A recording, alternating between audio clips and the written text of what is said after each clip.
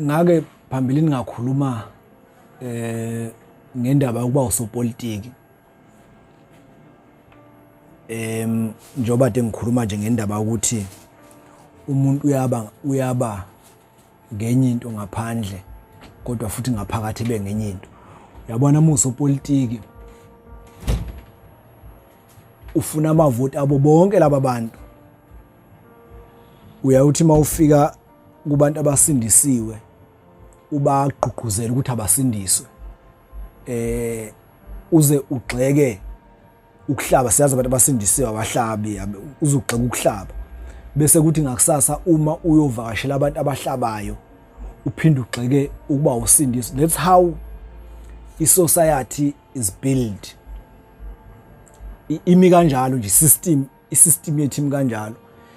Ithi kwesinye isikhathi ukuze ukwazi ukuphumelela fune uphile impilo ongeyona. Ngoba usopolitiki ufuna amavoti awukwazi ufika ebandleni elithile ufike uligxeke lelo bandla. Awukwazi ukufika ezinsizweni eziphuza utshwala ufike uyigxeke uzongalithola ivoti. Kodwa kusuke kufanele ukuthi ufike uncome into yonke into abayenzayo abantu kusuke kufanele ufike ukuthi ufike uyincome ukuze uthole ivoti. That is my message yosuku ukuthi at some point kunalento ekuthiwa ukufitha in esilimazayo siyintsha.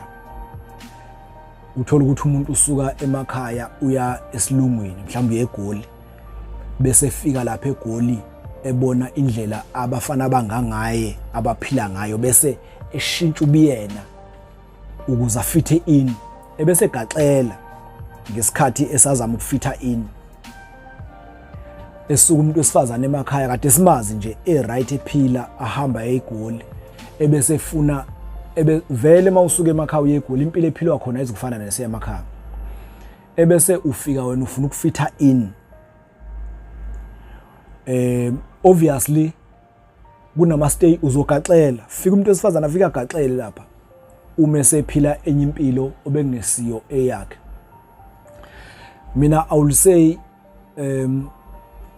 umuntu akaphila impilo ayiphilayo phile nje impilo ayiphilayo futhi wazi ukuthi wena ama beliefs akhe athini ama values yakhe athini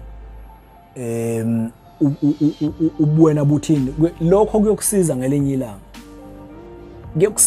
ilanga uma uNelson Mandela Dr Nelson Mandela wake wathi umholi okhuluma amagama bese kuya ngokuthi ukhuluma nobani. Lo muntu lo akusiyo lo mholi lo akusiyo indoda ongayithemba kuyena umholi wama principles lo. Good people kukhona bebekhala ngo-animal farm ukuthi kufanele ngake ngakhuluma ngawo animal farm ngawuthi ukuchaza ngiuhlanganisa nesystem ekhona kanye nokuthi uanimal farm uhlangana kanjani nejele. So siwenzile ngawuchaza from eqaleni kwaze uphuma egcileni so abantu ababe ready sizowufaka nje kungekudala kusukela manje kuyaphambili. Thank you.